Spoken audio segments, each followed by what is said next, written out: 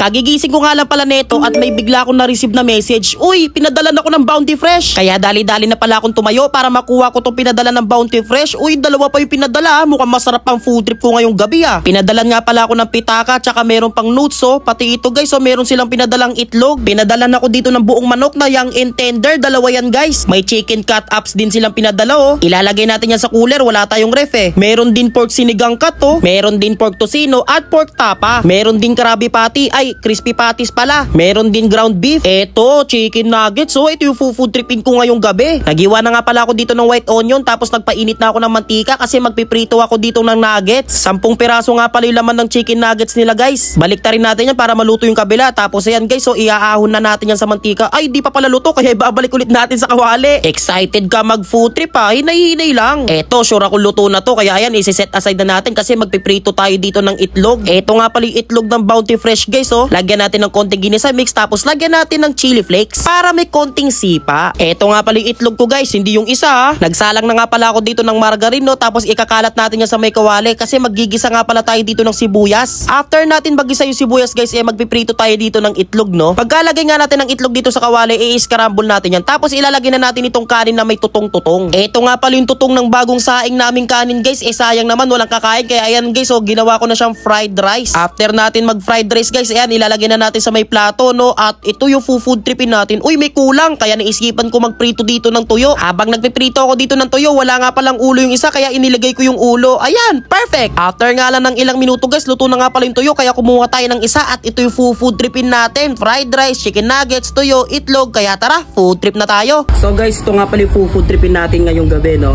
Breakfast sa gabi. So salamat nga pala sa Bounty Fresh na pinadala nila at ito yung food tripin natin, yung kanilang nuggets. Yan o. Iba natin pare.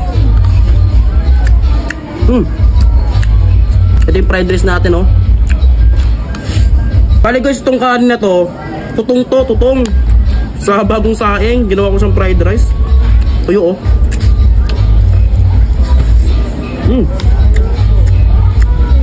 Sarap na ito ah.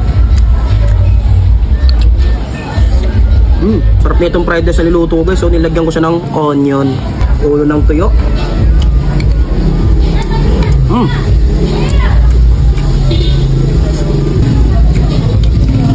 Ito yung itlog ng Bounty Fresh guys, grabe.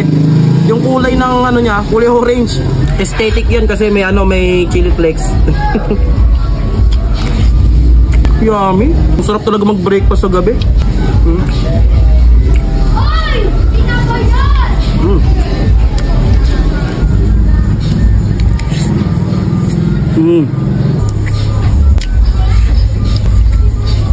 Top.